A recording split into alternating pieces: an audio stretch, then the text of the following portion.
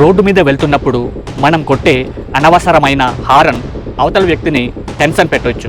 కానీ మనం పాటించని ఒక చిన్న సిగ్నల్ మన ఇంటి దగ్గర ఎదురు చూసే మన వాళ్ళని కన్నీళ్లలో ముంచేయొచ్చు.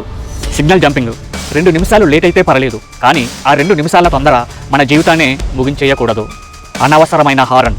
సైలెన్స్ జోన్లో అనవసరంగా హారన్ కొట్టి ఎదుటి వారిని అసహనానికి గురి చేయకండి. Helmet, seat belt. ఇది పోలీసుల కోసం కాదు, మన ప్రాణం కోసం. ఈరోజు నా జీవితంలో ఎదురైన సంఘటన, నా బండి పోలీసు వారు ఆపారు. హెల్మెట్ ఏదన్నారు. సార్ హెల్మెట్ మర్చిపోయాను అన్నారు. నీ ఫోన్ మర్చిపోయావా అన్నారు. లేదు సార్ నా దగ్గరే ఉంది అన్నాను. ఫోన్ మాత్రము తీసుకెళ్తున్నారు, కానీ ప్రాణాధారమైనటువంటి హెల్మెట్ మాత్రం మర్చిపోయారు. నీ ప్రాణం ముఖ్యమా, నీ ఫోన్ ముఖ్యమా అని నన్ను తిట్టారు. ఇది మీకోసమే, మీ ప్రాణాల కోసమే, మీ కుటుంబం కోసమే మేము అడుగుతున్నాం అని అన్నారు వాళ్ళు. సిగ్గు అనిపించింది, తలదించుకున్నాను. గుర్తుంచుకోండి, రోడ్డు మీద మనం వెళ్తున్నప్పుడు మన వెనుక ఒక ఫ్యామిలీ ఉంది అనే బాధ్యత ఉంటే ఏ రోడ్డు ప్రమాదం జరగదు. ప్రయాణం జాగ్రత్తగా చేయండి, క్షేమంగా ఇంటికి చేరుకోండి.